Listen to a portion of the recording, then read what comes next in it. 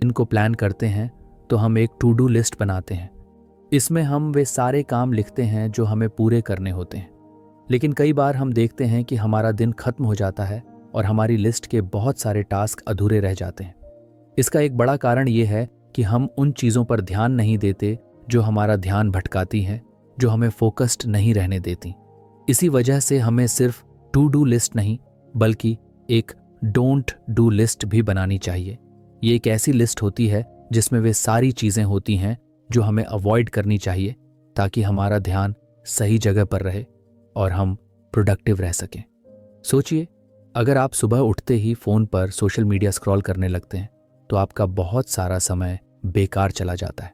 आप सोचते हैं कि बस 5 मिनट देखेंगे, लेकिन जब दोबारा घड़ी देखते हैं तो 30 से 40 मिनट निकल चुके होते हैं।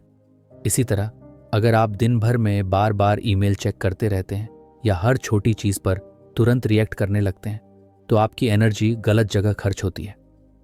डोंट डू लिस्ट इसी तरह की चीज़ों को आइडेंटिफाई करने में मदद करती है ताकि आप उन आदतों से बच सकें जो आपके समय और प्रोडक्टिविटी को बर्बाद करती हैं।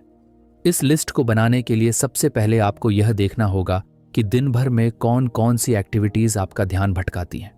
क्या आप हर छोटी ब्रेक में अपना फ़ोन चेक करते हैं? क्या आप अनावश्यक बैठकों में बहुत ज़्यादा समय बर्बाद करते हैं? क्या आप बिना किसी प्लान के सोशल मीडिया पर बहुत ज़्यादा वक्त बिताते हैं? इन सब चीज़ों को नोट करें और इन्हें अपनी डोंट डू लिस्ट में डाल दें।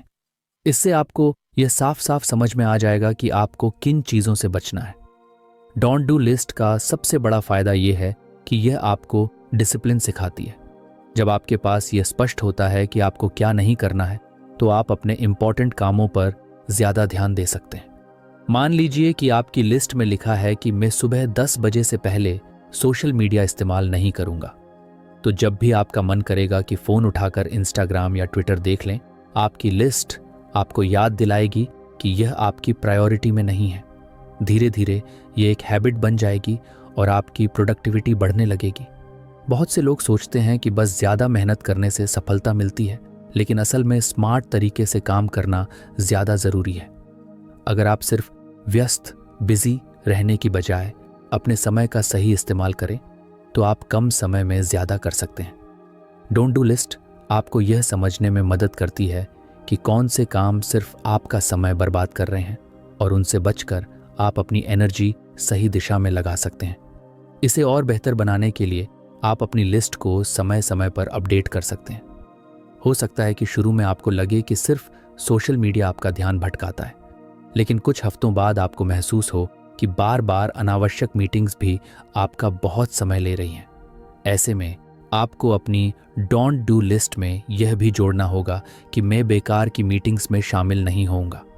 इसी तरह आप अपने अनुभव के आधार पर अपनी लिस्ट को रिफाइन करते रहें।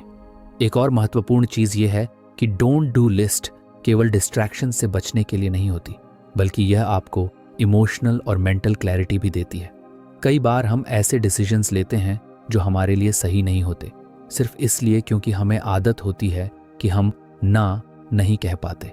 अगर आपकी लिस्ट में यह लिखा हो कि मैं ऐसे कामों के लिए हाँ नहीं कहूँगा जो मेरे गोल्स से मेल नहीं खाते, तो ये आपको अननेसेसरी कमिटमेंट्स से बचाने में मदद कर सकता है।